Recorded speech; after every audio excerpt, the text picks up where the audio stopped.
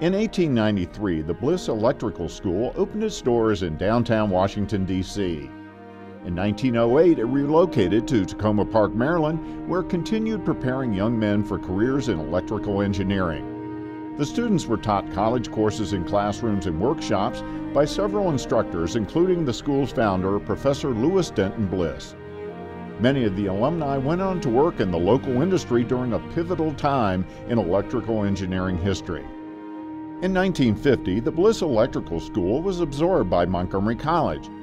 To this day, the Bliss legacy has continued on in many forms, including the Lewis D. Bliss Memorial Scholarship, which is awarded most notably to electrical engineering students. During 2009, Montgomery College renovated the Commons building, which, along with Falcon Hall and other South Campus buildings, sits on the original Bliss School site. 2010 marks the 60th anniversary of the transfer of the Bliss Electrical School to Montgomery College. On January 29th of that year, 4 alumni of the Bliss School were invited to visit and speak at the new Bliss Suite Lecture Hall. They openly reflected back to their days attending classes at the original school. The alumni examined the artifacts and spoke about some of their various experiences. As the years have gone by, the memories of the Bliss Electrical School belong to only a small number of people. On this day, they shared them with us.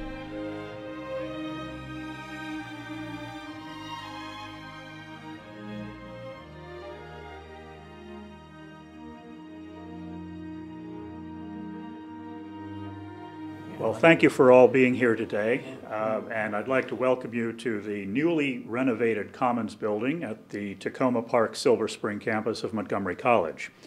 This is the site of the original Bliss Electrical School, and this building, the Commons, has been in the past the site of many gatherings of the Bliss Electrical Society, the alumni group, since the school was merged into Montgomery College.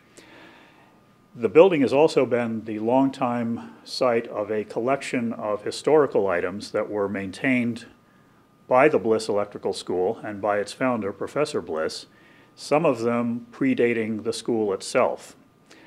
We're here today to get some insight and information onto some of those items. We're going to ask our 4 alumni to give us as much firsthand information as they can about what these items are, what they meant to them during their time here, and also to tell us a little bit about what life was like during their time at the Bliss Electrical School. Our college TV crew and some of our campus media are joining us today, and they may be asking some questions along the way. We are very happy to have with us today. I'll start from the oldest class, Mr. Howard Dixon, Bliss class of 38. We have Mr. William Smeltzer, Bliss class of 47, and 2 from the class of 1948, Gene Boone and Tom Rooney. Gentlemen, welcome. We are very honored to have you here with us today. Thank you very much. So we'd like to talk to you all about what these artifacts are. I know that a lot of them are probably unfamiliar, and as I was unpacking them, I realized a lot of them are from the late 1800s. So they must have been Professor Bliss's in his museum. And I wondered, did he use them as teaching tools? No. No? No. Basically, we didn't see any of these things while we were at Bliss. Apparently it was so much in his private museum that I don't recall any of the things being out, and nothing of a type that we used. Some of it, though, like this, was made by a Bliss student. It had a little tag on it. It was from, I think, the 20s, 1920s. I think this, too. That's a Wheatstone bridge. This? It's a Wheatstone bridge. Uh-huh.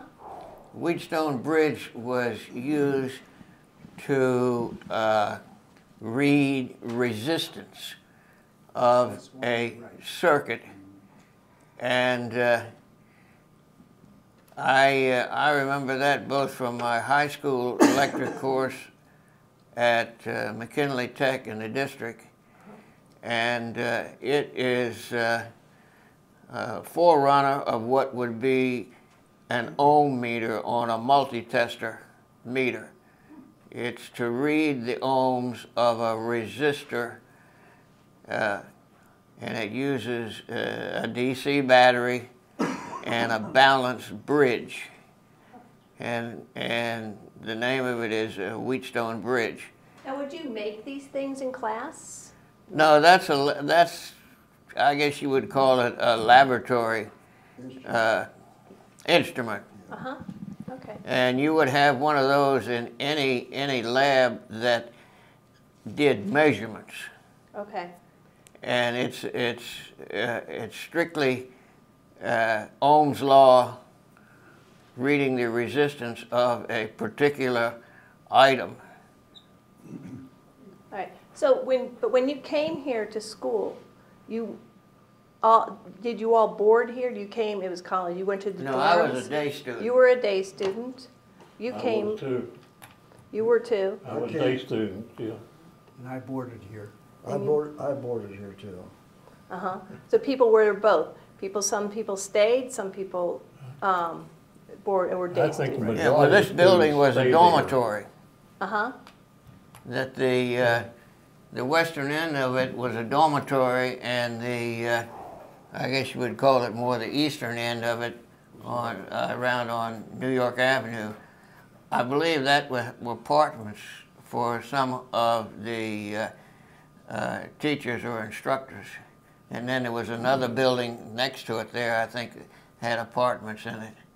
So we have a lot of pictures, and we found your picture over in in the 1948. 1948. Yes. right. Yeah. And there were 2 classes a year. Is that what it was? It was an 8-month. Basically, I think. Yeah, 8-month course. Well, my brother's class ended in March. There was another class that had started when he was here for 4 months. Mm-hmm. And so when his class ended, my class started. So that class that was overlapped mine for 4 months. And I wound up working at IBM with some of the people who were in this overlapping class. Got to know them here. And then my class went on to November, but in the meantime, a new class had come in. So every 4 months a new Every class? 4 Every months, 4 a new months. class came in. And the Choose. classrooms, the one class would meet in the morning, and the other class would do the lab work In the afternoon. and experiments, and then it would reverse. And when I was there, we also had a review class in the afternoon, right after lunch.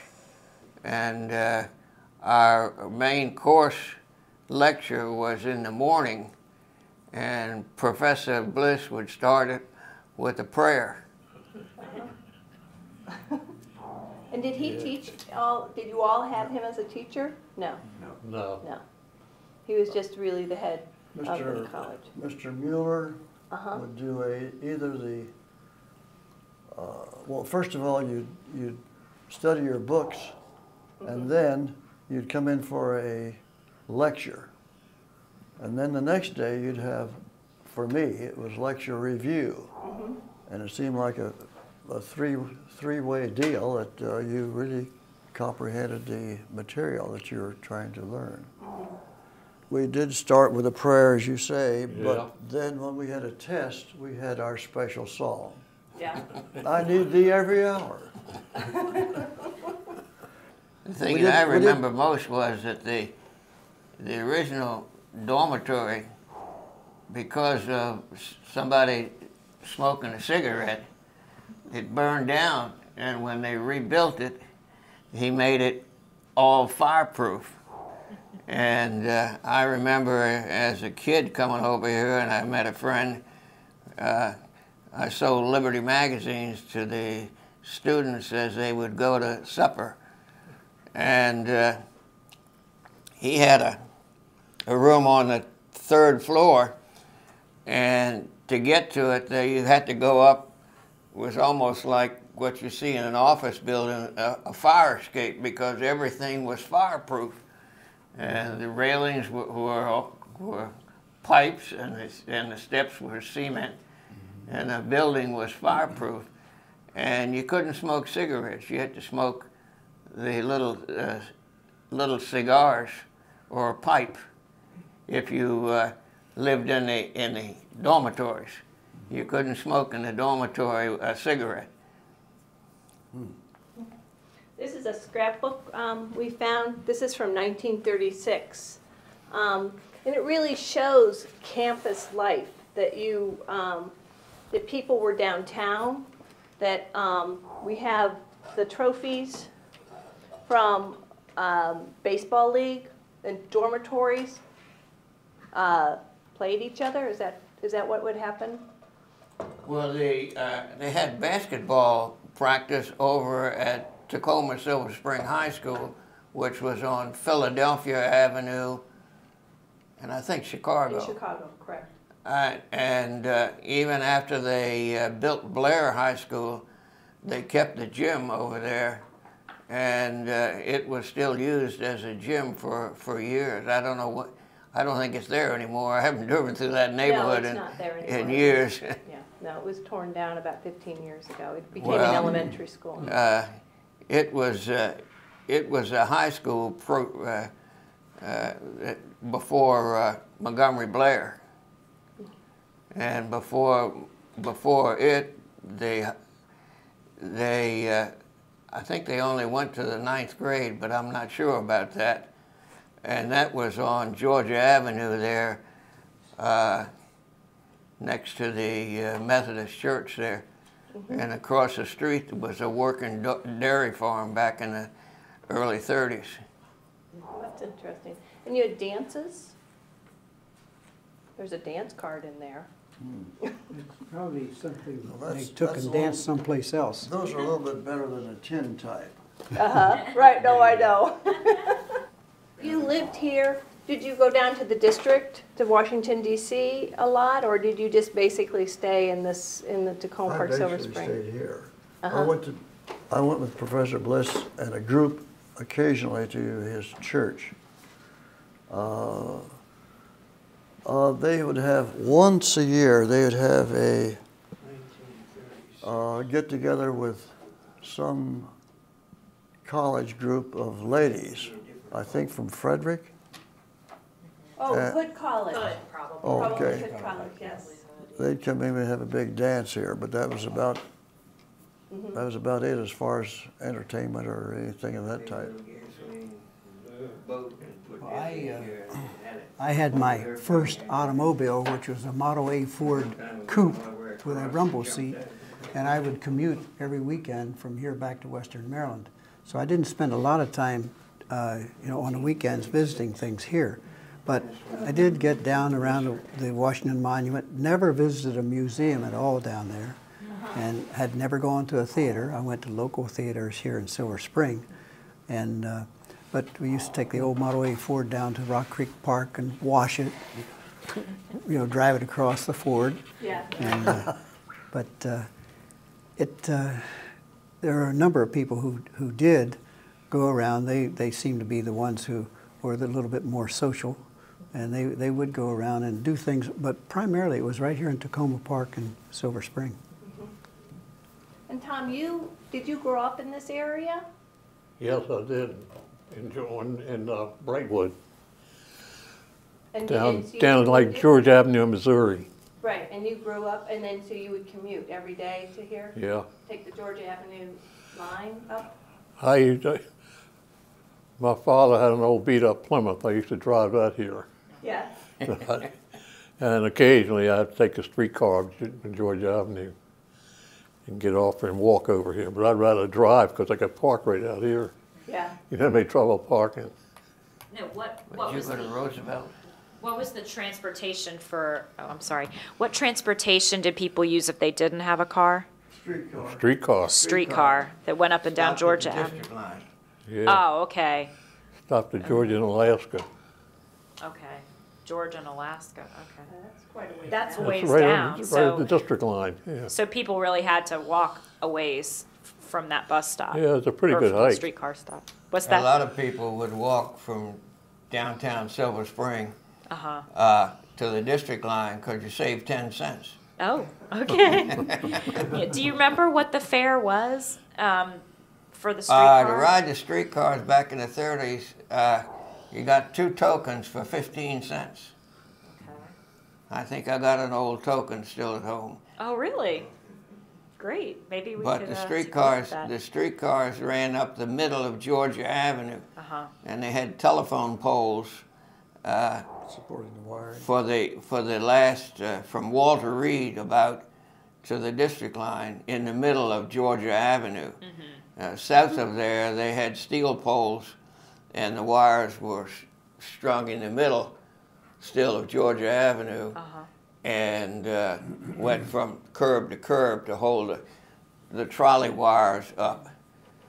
And they used to have both center door streetcars, and you got in at the middle of the car, and you really had to step up. And then they had front and back door streetcars, and then they also had some that were one operator.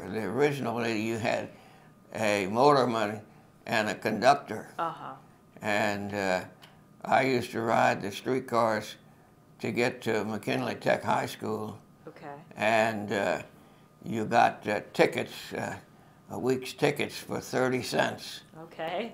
Howard, did you come from Kansas to go to Bliss Electrical School, or were you already in this area? Detail-wise, I didn't have any money for transportation, so I hitched a ride with a butter truck. But was there an application that you filled out? I filled an application, and fortunately, I was accepted. I applied by mail. That's Filled what I out an did. application and was accepted, and then filled out all the GI Bill items to be able to get my tuition and board paid for. I guess my question, I'm sorry to interrupt. That's all right. Is how did you all hear about the Bliss School when you were in Western Maryland and Howard, you were in Kansas? Was it a well-known school at the time? My girlfriend at the time had an older brother who had gone through Bliss. Okay. And he then got a job with C&P here, I see. and I thought, well, hey, that's wonderful. That's a good way to go. That's electronics. Yeah. So I mean, I was just curious as to whether you all knew whether there were other schools similar to the Bliss Electrical School in other places in the country. I think COYNE was a place in Chicago, Okay. but I didn't Other inquire than about that, them. You all aren't aware of other places where people might have gone? I knew nothing Yeah, about what, it. There was some correspondence schools. Yeah, that's you more or less could use. correspondence, I believe. But, Okay. my brother, who went to work at Westinghouse, was laid off there. There was some slump or reduction in production. And evidently, he had heard about Bliss from people who worked at Westinghouse. And he came and enrolled. And while he was here, then of course I learned quite a bit about it and was fascinated by, what he was learning and how it was resulting in jobs at so many big companies. And so I did a little shortcut from what I was starting to do in college and said, I want to go there. What had you started out doing? Well, I was hoping to get a mechanical engineering degree. Okay. And I'd gone to West Virginia State School in Kaiser, West Virginia. Sure. And, but I was going to say, talking about background, in high school, my favorite subject was physics.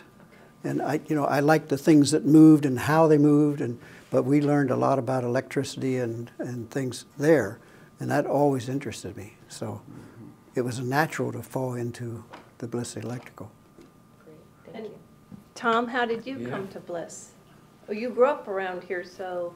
Well, I lived close by here, and I had heard of Bliss. And I just, when I got out of high school, I just decided I was going to go to Bliss. And my father wanted me to go to a college, And that didn't, I was always interested in automotive mechanics. anything electrical. So I just come out here and walked in the office down here and took the test. Oh, there was a test. So there was a test. No, it actually just an application. Oh, okay, an You application. filled out the, and there was a test too, as I recall. There was a little test, written test that you took. Aptitude.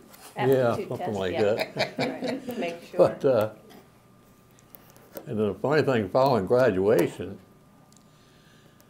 I ended up in the Army for 3 years, but I come out of there and I said, well, what am I going to do now?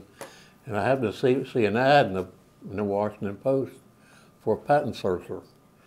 And I didn't have any idea what it was.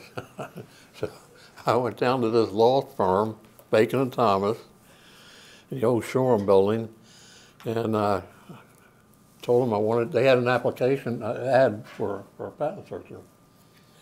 So I went and sitting there, filled out an application, where he went to school and sort of thing. And I put Bliss Electrical School. And one of the partners, Steve Brewer, was an electrical engineer, happened to see it. And he was a good friend of Professor Bliss's. Oh, wow. And he still that. He said, look, you can come in tomorrow. He said, you're hired. He told the girl, he said, withdraw the ad. We're hired at it. I'll stay there for 45 years. Wow. Wow. That's interesting. It's interesting that you all went into different ways and walks, but with electricity, it's very neat. Well, one interesting thing, we talk about the Professor Bliss with his prayers, and of course his son would follow on doing the same thing, and quite often we'd sing songs. But Professor Bliss set a high level of moral values for all the students here. I mean, things were, you kept things orderly, you tried to live a good, clean life while you were here. And I think a lot of that, as we were here, got imbued in us, so that it was a natural to do the best we could at what we did. And the reputation of Bliss was strong because of him and all the students who had come through here. Can I ask, what is your opinion about this collection? This one here in front of John is a laboratory demonstration piece to indicate current in a wire. And there are 2 turns of wire there, and if you put an electric current in it, it would cause the needle of the compass to turn. And it also, you had another rule, a right-hand rule, about which direction the current was flowing in the case of DC. But that's a classroom demonstration piece for teaching about the flow of current in a wire and detecting it. There was the Wheatstone Bridge, I remember that from high school, and they had them in the classrooms here at Bliss.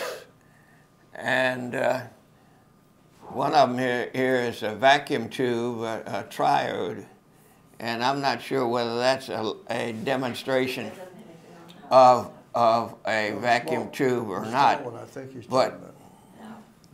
But there were several things that reminded me of being related to vacuum tubes.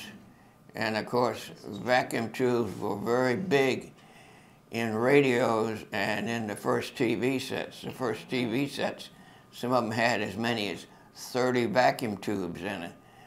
And when I was going to Bliss here, TV was just coming out in its infancy, and the first TV sets only had about a picture tube about 9 inches in diameter, and they weighed a ton.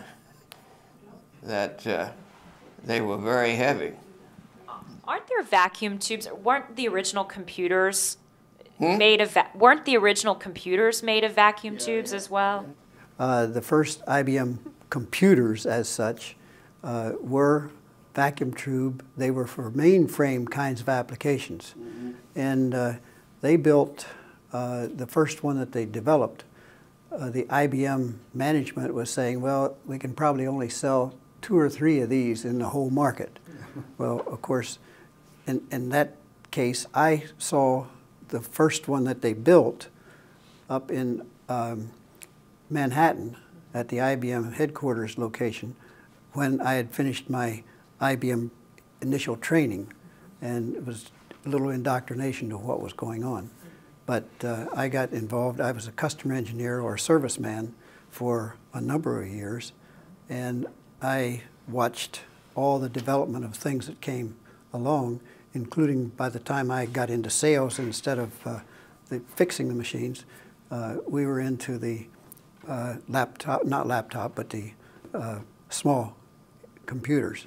So, but they did start with those, but the storage was a horrible thing to try to do at that time. Magnetic tape, disk drives, no such thing. Punch cards. Well, punch cards was the big thing, but to drive in that unit, so often there would be like a mechanical kind of a storage element, relays or motor-driven devices.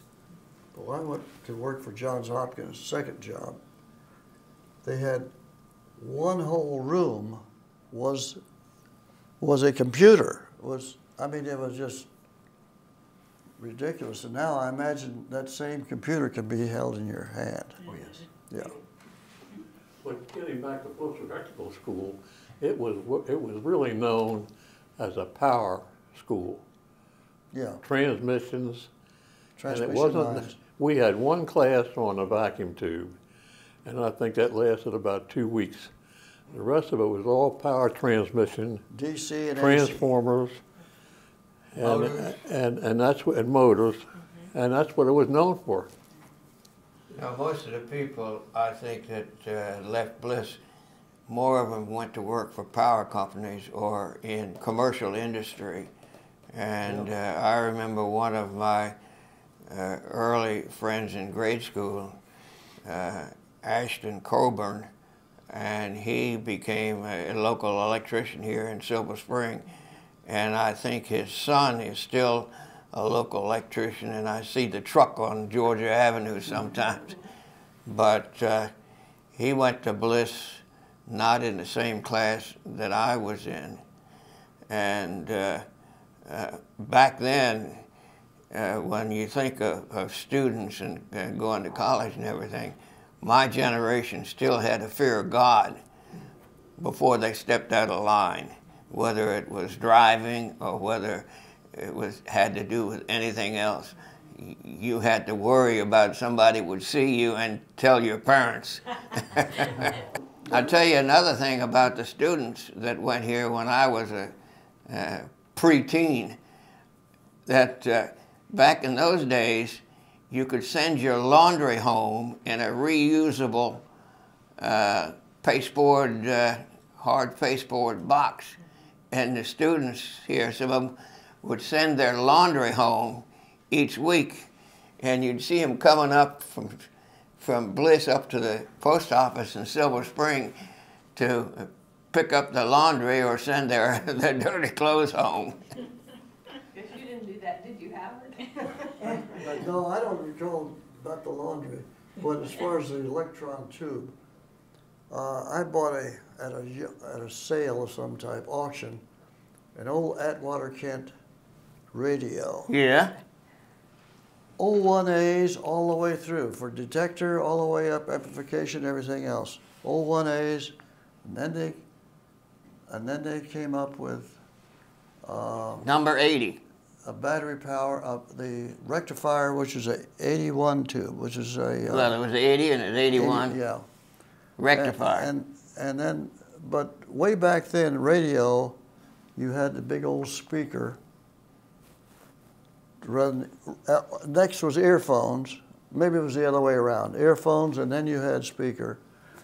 But you used a 6-volt battery with a... And a 45-volt battery and a C battery. Well, and a storage later on, battery. yeah. Now, So- I remember someone telling me, and I think it was around your class, that one of the things that always amazed him about the Bliss School was that all of the students there built their own radios. Was that typical for some of your classmates as well? You mean one of those little coils with a tickler on it? The which? No. Huh? This was actually you tubes? had a plastic case. Okay. You had tubes, and you assembled all the components within that, and all the wiring, You guys got resistors, and a lot of everything. breaks, I didn't get. Oh, we had to buy the kit. Oh, you we had had to buy to the kit. assemble everything. Now, I understand that one of the classes at the school had an entire house frame in one of the buildings. Oh, yes, up in, Mr. Sherburne was the instructor in the house wiring. I guess it was on up the road a bit, I'm not sure how far. And we would wire the building, put according to code as it was then. And that was part of the instruction. We had a class like that. I can't remember who taught it, but they had a lab somewhere down here. I think it was in this building. No, the lab was up the road Yeah, they had electric. on the end of the campus here. They had a motor test with two instructors. No, I'm talking about the one that was built up like a house. Yeah, it was a had house. 2x4s Yeah. and everything. And they Well, show you no, how to they- wire it. Okay. It was a wiring class. And they had the heavy electric stuff Oh, yeah. in the lab building up on the end of the campus. Yeah. And you played with and tested motors. You had a Prony breaker, and you wired a DC motor armature, and connected the wires to the commutator, and then you had a thing called a growler you used to locate a short circuit in one of the windings. And it was a great big electric magnet, and you set the armature between the two poles, and you turned it, and you took a hacksaw blade, and you would lay it across the openings in the armature to find the one that had the short. And then you had to rewind that one or disconnect it. I've been looking at some of the pictures of the Bliss buildings that existed at the time. We have some of them along the back here. Can any of you tell me about the searchlight? What the what? There was a searchlight out in front of Oh, the the building. searchlight was in front of Front of the big the main building. building entrance, set back from the road, and I think the Bliss sign was parallel to it, but I'm not sure whether it was in front of it. But it was an old World War I arc searchlight. And I climbed on that when I was a No, little it was kid just- in the it was just neighborhood in front here. of the main building then. But it was in front of the main building, This is not, I don't think this is the main, I think. and this you is can the just house. barely see it You can see it in this one of the picture, pictures. right here, It is? right there. Is that Oh, it? yeah, that's it. Yeah. Did they use it? Did they, would they search? No, it was a derelict. It was, Pardon me? had broken I glass don't in think it. it was operational. No, It wasn't operational, but it was an arc light, searchlight from World War I. And it had little cast iron wheels on the bottom of it. I don't know how it was powered. A But lot of power. I had never been sure if it was something that was actually used on site or if it was just No, another well, display piece that Professor Bliss collected. arc lights were very common in use back prior to the late 30s. And they were used on movie projectors and on floodlights in theaters, and particularly the ones that were shined off stage onto stage, and they had color filters on them. And they were carbon arc lights.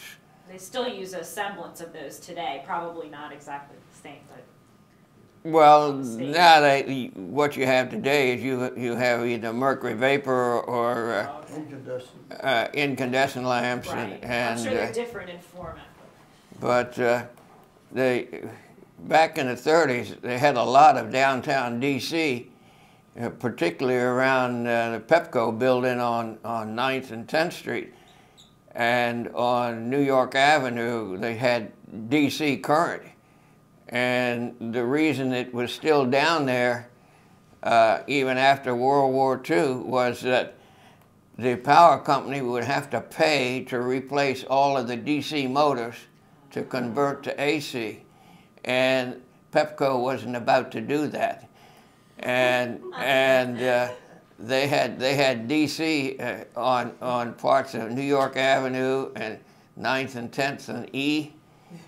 And I even had some IBM typewriters that had DC motors in some of the offices that still had DC in it. Oh, there's one more thing I just wanted to ask you guys about. We found a box of a ring and some pins, like, I think you thought they were watch fobs? They may be too large for watch fobs, but there's something. See? I'll take one down here. And then there's a beautiful ring. It must have been a woman's ring. Oh, I think they might have sold those in the school store. Uh-huh. They had a little store in the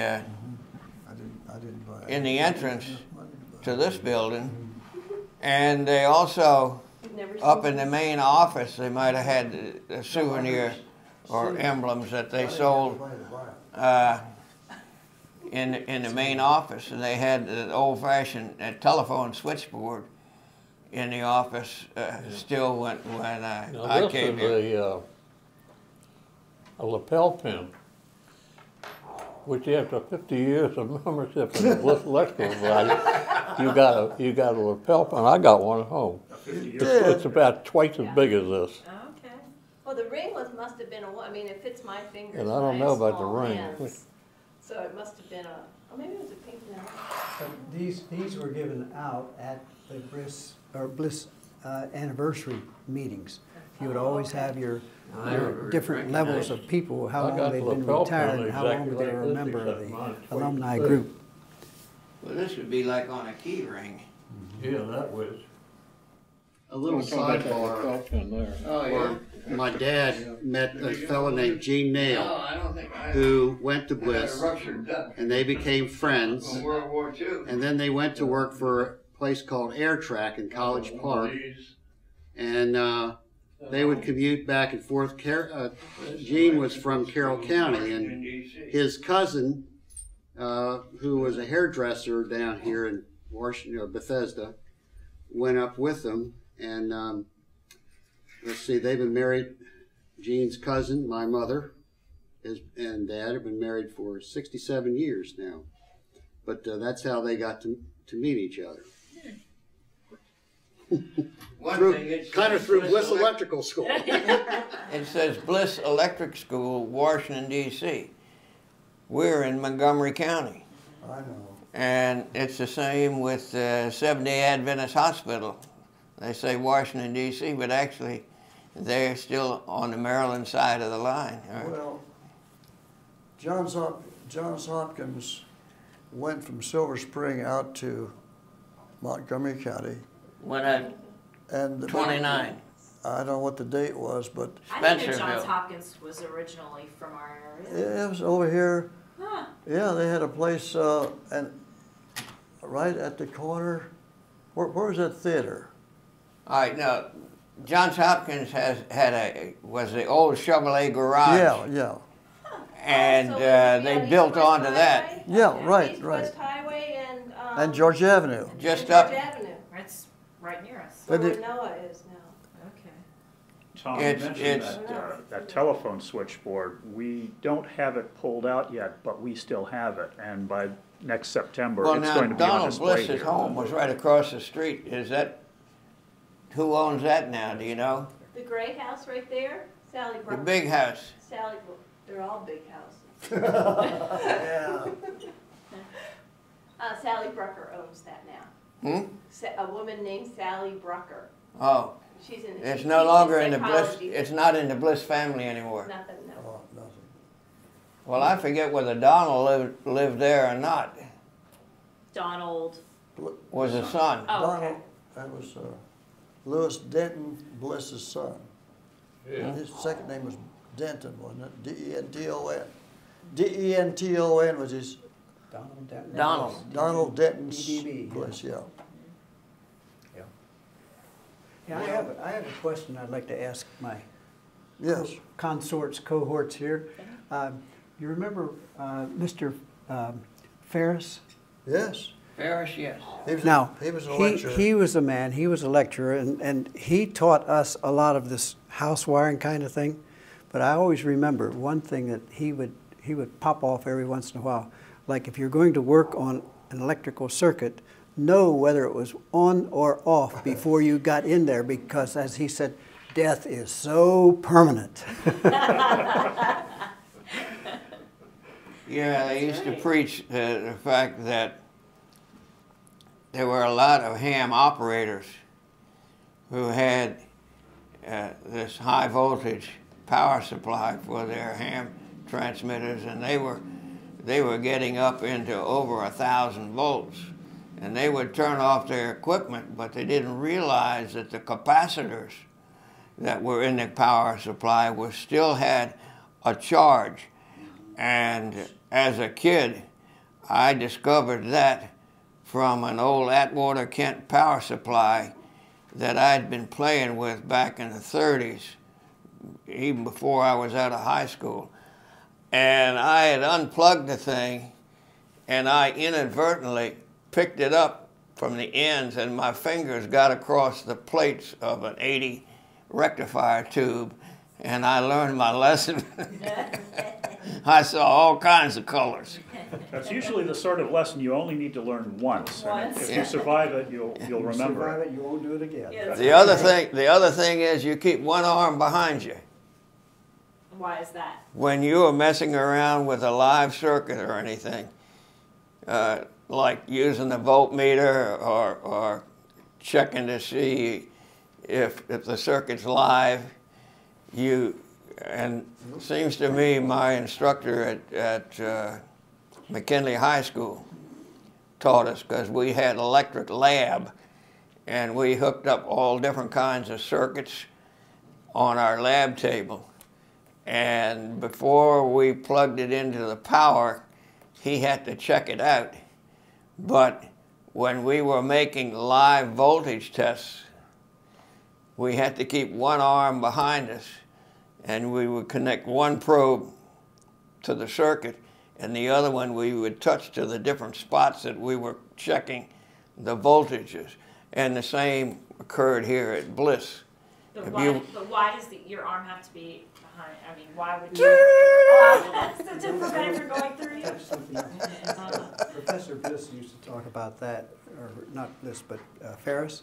Yeah. When I got an IBM, I was servicing equipment, and that was one of the things they recommended we do as well, is get that hand so you don't touch the wrong thing. You look with one thing, and that's it. You don't get this one doing something else. Is there anything else that we haven't asked you about, or is there anything else that you want to ask the college staff about? I haven't figured out what that device is. The one with the crank? This one? Yes. Dare we? Current regulator for a dynamo electric, patented in March 1st, 1881. Current regulator. That I sounds don't know like how it one. worked. Well, But I the have a current feeling- part of it would be through those two magnets, and it would evidently react like a circuit breaker. But the commutator, I don't understand that part of it. Well, that's probably is the motor itself. You'd actually connect your source electricity to that, and you would drive that you know, crank in through the back. power here, the commutator would actually carry, you'd probably get it started and it would keep on going with the power. There's a wire here to here. Right. I don't know whether we've answered their questions about how much of this goes into cases. That's what. That would be a good thing for me to know. What would Yeah. you like in the cases? Well, that would be a I'll very put that interesting out. item, Do you want me to and take that's the like tools a, out? that's No, like a leave it in, just have it galvanometer. open like this. And you know. there's another voltmeter device that And the hoist- I recognize as, I don't know whether it was homemade or it was for a demonstration. Bill, hold on there. I'm not sure if your wiring will let you get up. Oh, that's right. Let me Which see one? if I Show can me. come Point around, it to me. or Maureen Can you can point can it? pick It's it in a up. little Electric box. lighting aperture. A little box? Is what it says, from 1870. Got a box going around it. 78, yeah. But Electric lighting What aperture. about Mr. Here, we can talk about this. This is from Dr. Bliss's, I mean, Professor Bliss's. Professor Bliss. desk. we were talking Desk. about that. It Maybe was in that's, a little box, the top of it was off. No, the top of it was off. That's right. well, Yes. Let me see that again.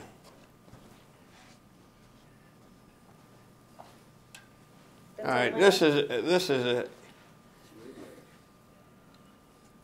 All right, this was actually a meter. Westinghouse made an awful lot of DC meters.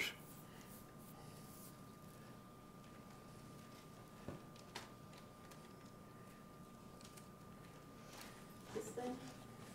You want this in? yeah. Open though. You know, like with the door open. I'll have to build That something like- to go in It the looks back. like it might open again. Looks like there's another, In the back? well, there's another hinge. Oh, yeah, but it's screwed. But I'll build something so that that it can be Yeah. open like this, because I don't want it to be on the Right. hinge. Just a little block of wood. This says that's Thomas just- that's Edison just- Little block of wood That's just underneath. it. Lamp Yeah. Company. Yeah. How about some of these photographs? Now, I don't know what The this was, photographs are gonna go, I what don't this know. represented, but it has like a voltmeter, or what do you call it, the Austin valve type movement for a voltmeter. Bill, did you say you saw an Edison label on that? It says Edison lamp.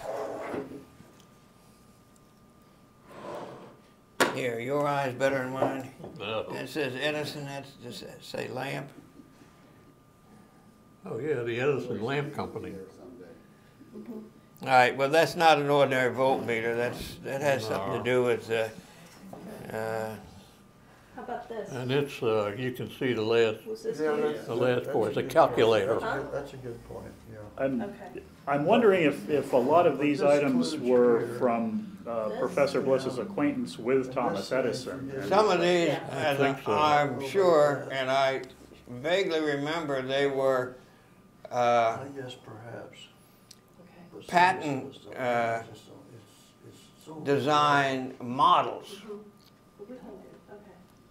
And they had 2 or 3 cases up on the second floor outside the lecture hall, the big lecture hall, and they were on all the different shelves, and a bunch of them didn't have anything to do with Very Bliss good per idea. se, In one case. but they were Like interesting items. have one- And they pertain to electric devices most times. that would But explain probably why we have a lot of these. and I think they were just collectibles that he acquired, or somebody gave them to him, you know, that they might have had them and they wanted to give them some museum or something, and they brought them back here. I'll see if I can do that. You know, I don't think anybody mentions the machine shop. You remember the machine shop? It was back at the end of the, in that big building, all the way around on the end of the campus. We went in there and they had banks of lathes. Matter of fact, we had to start, that was one class when you had to build an electric motor. Oh, yeah? Yeah, you start out with a piece of stock, and it was you worked with two students together.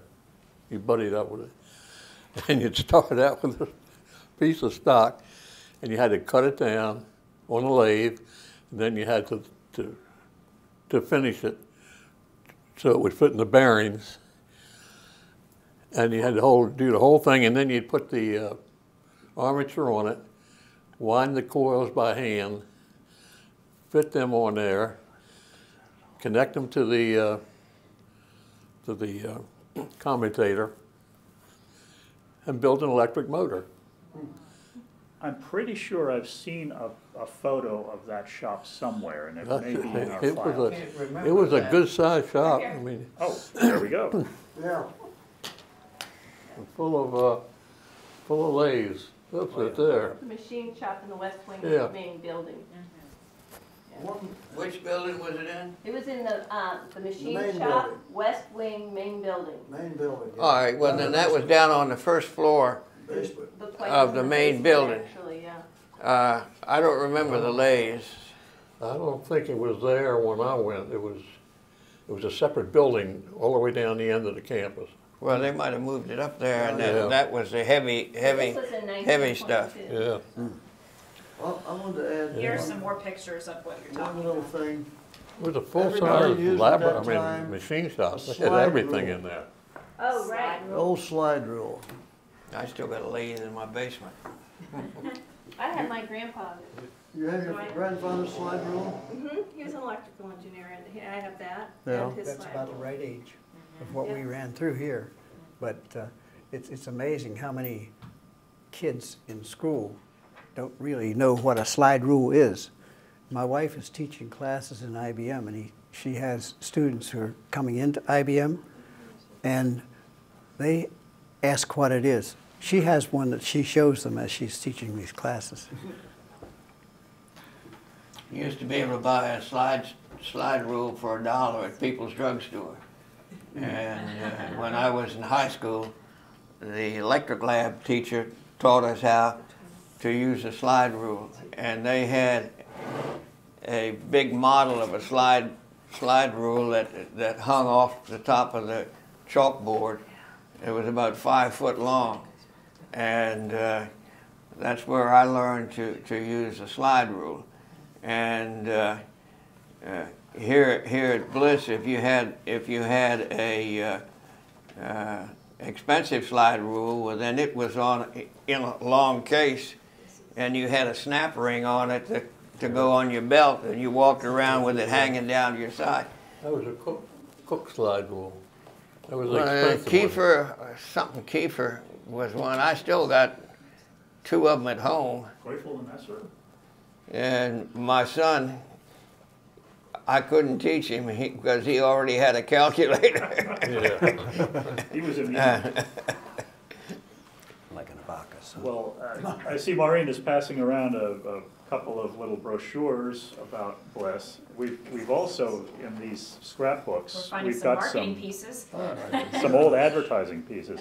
Oh, I- my word. A lot of the items are on some of that high-acid paper that's very fragile, so Yeah. we probably will be opening it up very carefully Scan these things. and, Yeah, we should. and getting some pictures of all the pages. Yeah, we're gonna need to scan these in to the computer. I, These are letters from former students. Howard, do any of those pictures look familiar to you? They're all familiar.